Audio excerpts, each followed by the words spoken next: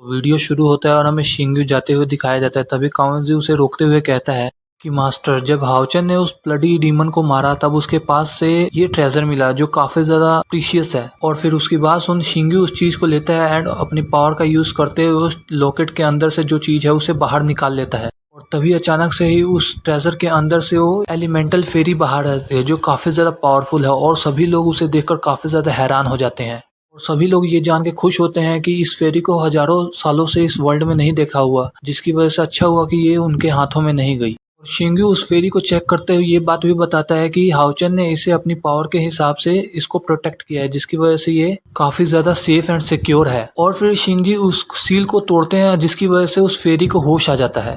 और फिर सील के टूटते से ही फेरी वहां से भागने की कोशिश करती है। वो इन सभी के चेहरे देखकर घबरा जाती है और डरने लगती है।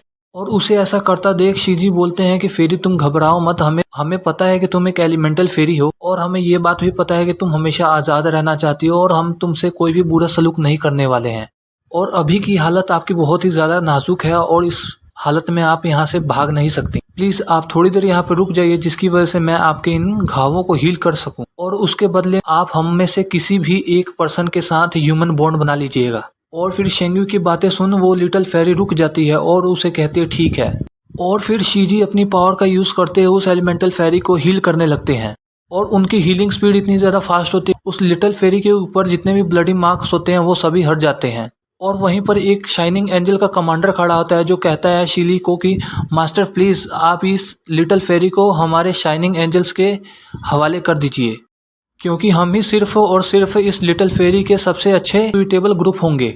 और शिजी उसे देख समझ जाते हैं कि ये कमांडर लालची हो रहा है। और शिजी उसकी बात को काटते हुए कहते हैं कि लाइट एलिमेंटल फेरीज खुद ही बहुत ही ज्यादा इंटेलिजेंट होती है और ये अपने हिसाब से किसी के साथ बॉन्ड बना सकती है, हम इस पे कोई भी दबाव नहीं डाल सकते।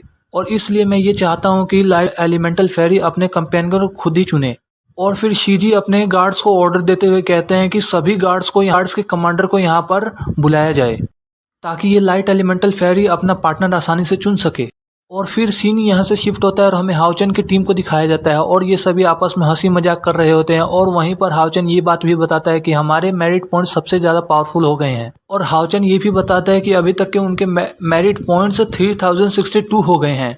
और हाओचन की ये मेरिट पॉइंट्स वाली बात सुन सभी काफी ज्यादा खुश हो जाते हैं। और उनमें से एक पर्सन कहता है कि हमारे नीचे जो सेकंड लेवल के वॉरियर्स हैं उनके कंपैरिजन में तो हमारे मेरिट पॉइंट्स काफी ज्यादा उनसे 2-3 गुना ज्यादा हैं। और फिर हमें चेरी चैन का सीन दिखाया जाता है जो वहाँ पे फाइटिंग के दौरान एक छोटे से लिटिल पिग को सम्मन कर ली थी।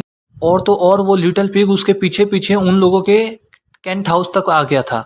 और चेरी चैन उस पिग को देख काफी ज्यादा शॉक हो जाती है और कहती है कि अभी तक तो इतने देर तक कोई सम्मनिंग बीस्ट बाहर नहीं रहता, जिसकी बात सुन सभी लोग शॉक हो जाते हैं। और सीयर चेरी चैन को कहती है कि तुम अपना कॉन्ट्रैक्ट साइन देखो, कहीं तुमने इसके साथ कॉन्ट्रैक्ट साइन तो नहीं कर लिया। और सीयर की बात सुन चेरी चैन तुरंत ही कॉन्ट्रैक्ट वो चेक करती है, जिसकी वजह से चेरी चैन को पता चलता है कि सीयर का शक सही है, उसने इस छोटे लिटिल पिग के साथ कॉन्ट्रैक्ट साइन कर लिया है। और ये बात सुन चेरी चैन काफी ज्यादा रोने लगती है।